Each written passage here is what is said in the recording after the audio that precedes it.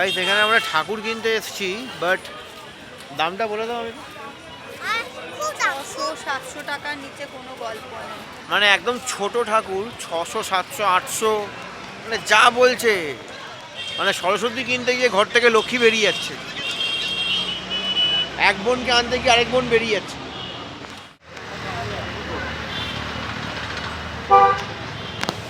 কি আগে এখানে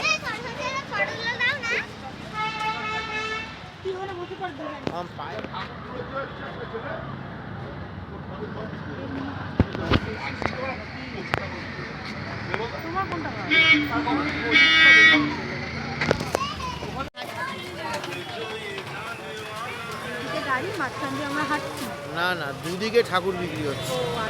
এটা আমরা সরকার বাজারে এসেছি, দুদিকেই ঠাকুর বিক্রি হচ্ছে, বাট একদম ঠাকুর পুরো একেবারে বাঁশ দিয়ে ছেড়ে দিচ্ছে, বাঁশ।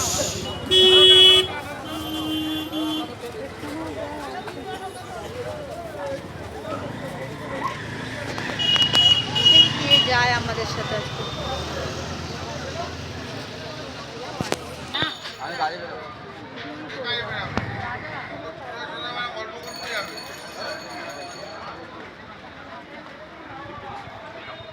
তো গাইস ফাইনালি ঠাকুর পছন্দ হয়ে গেছে, তো তোমাদের সাথে শেয়ার করব যে কোন ঠাকুরটা নিলাম, বাড়িতে গিয়ে শেয়ার করব। তো আপাতত চলো বাড়িতে গিয়ে দেখা হচ্ছে। অনেক ঘোরাঘুরির পর অনেক কিছু দেখা, অনেক ঠাকুর দেখলাম, প্রচুর ঠাকুর দেখলাম। দেখার পর ফাইনালি একটা ঠাকুর পছন্দ হয়েছে, যেটা ফার্স্ট দেখেছিলাম সেই ঠাকুরটাই পছন্দ করলাম, কিন্তু তাও এত ঘুরলাম।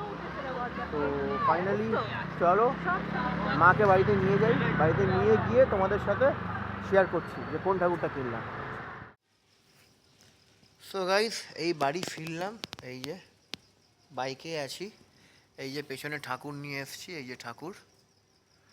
তো অমিতা রয়েছে, আমি অমিতা মাম্মাম তিনজনই তো গেছিলাম, তো ঠাকুরটা নিয়ে আসলাম। তো এবার আমাকে দেখো, আর আমার থেকে গলা দেখবে।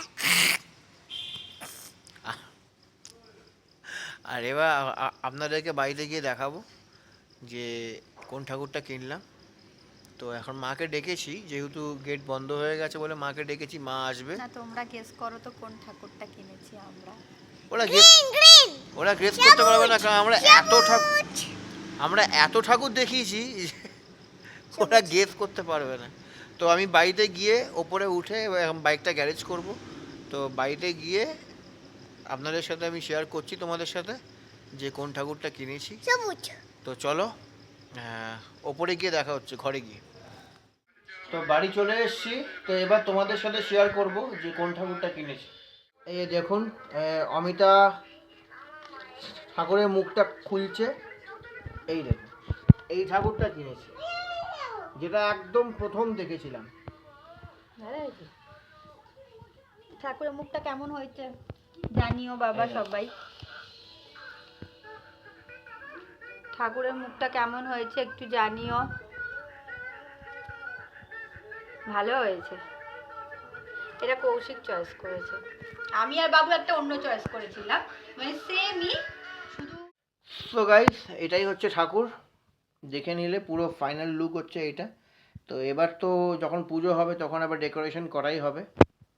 তো কেমন লাগলো অবশ্যই জানাবে কমেন্টে।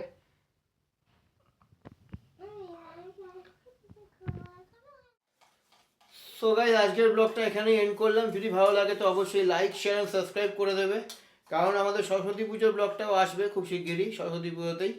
তো চলো আবার দেখা হচ্ছে সরস্বতী পুজোতে, সরস্বতী পুজোর ব্লগ নিয়ে।